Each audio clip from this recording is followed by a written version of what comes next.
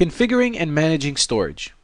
Probably one of the most important, if not the most important topic in ESX virtualization is the topic of storage. Because there is no physical, everything is in virtual, which means everything is in code as in software. That means we need to allocate storage and space for all these devices and all of this information to be stored somewhere. We also need to allocate adequate space and architect it properly so that we can have technologies such as vMotion and high availability and distributed resources function properly. All of these need a common ground, and this common ground is storage. This is going to be a really cool module because we're going to get into details on how we architect storage, how much disk space can we do, how not to affect performance. We're going to get into all of these topics that are going to be critical when it comes time for you to build and architect your virtual infrastructure. Because the topic of storage is so important, VMware ESX has a very flexible storage architecture, which includes support for obviously local storage on the actual host. It also includes support for fiber channel SAN storage, iSCSI SAN storage, and network attached SAN storage. We're going to get into details on each and every one of those, fiber channel, iSCSI, and NAS, as we move on with this module. And we're going to talk about the different advantages and disadvantages every solution has and how they can work together, and when you can use NAS in conjunction with fiber channel or iSCSI and fiber channel or all of the above, and what types of technologies you can use on every one of them. So brace yourselves again, this is going to be a really cool module. There's a lot of information here. Now, as I've been saying all along through this video, before you go ahead and buy any kind of hardware for your virtual infrastructure, whether it's storage, networking, or any other component, you want to consult with all the VMware compatibility guides that are available freely on the VMware website. One of the most important compatibility guides that you're going to find is the Storage SAN Compatibility Guide, and we've provided the address on screen. It's a really important guide, so before you go ahead and order any kind of storage devices, any kind of storage hardware, make sure you match it with a compatibility guide. Now, storage is important. But what type of storage is important? Now, shared storage is the one that we're talking about. And why is that? Shared storage is a critical component because it allows technologies such as vMotion, DRS, and HA to function. And what we mean by that is the different hosts that are going to participate in either vMotion, DRS, or HA need to see the same LUNs, the same storage, before they can perform a vMotion, before they can perform distributed resource scheduler, or before they can participate in high availability. So without shared access, if you're moving VMA from ESX host 1 to ESX host 2 and it doesn't see the same storage, then it can't move it. So you see here, shared storage is a critical component because it needs to see where it's moving it from to. And one of the coolest features that was introduced with ESX Server or ESX 3.5 is storage vMotion. I was super excited when I started to find out about vMotion and the fact that you can move a live VM from one host to another without interruption. But I was equally impressed with storage vMotion. The ability to move a live VM's files from one LUN, from one storage to another. It's just fantastic. You're actually moving the whole thing. So now you can move the virtual machine from the host that it's on to a different host, but you can also move its files and folders from one storage location to another without taking that virtual machine down. Now, this is just extremely impressive technology. Now, there are two types of data transfer technologies that are available.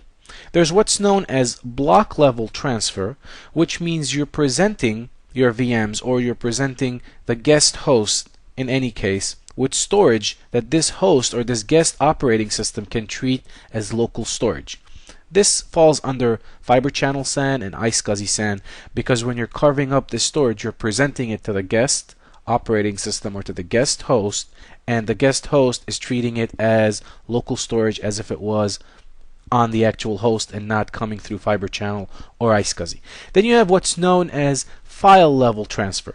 Now, with a file level transfer, you're presenting storage that's being managed from a different host. A perfect example of this is if you map a drive letter on your existing host, this drive letter actually resides on another host somewhere else on the network. It is not being presented to this host as local storage, and thereby they're not treating it as local storage.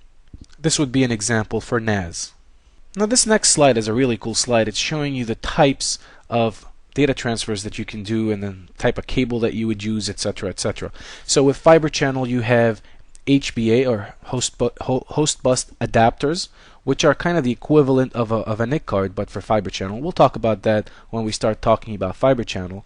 And then we're showing you here the type of cable that you would use to connect to the storage, fiber cable, and then the end result would be a bunch of disk or whatever the storage may be.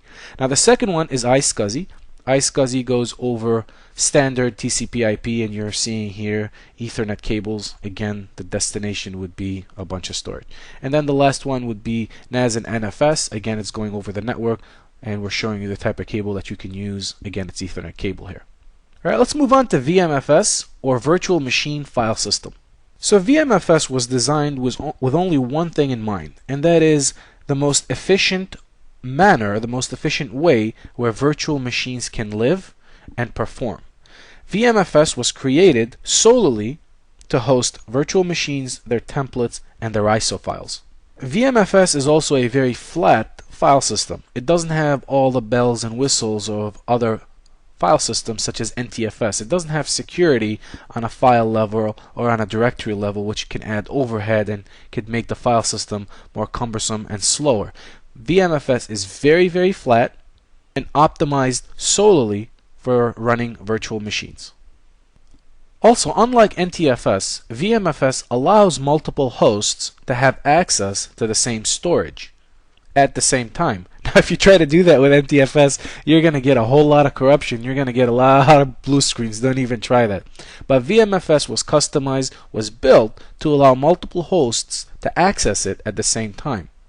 And the way VMFS is capable of doing that is by putting locks on the actual files rather than on the actual volumes. So if ESXA was trying to access a file on a VMFS volume and ESXB was trying to access another file on the same VMFS volume, there would be no conflict because the lock is being implemented at the file level. So whatever file they're accessing at that time, they're locking it rather than locking the entire volume.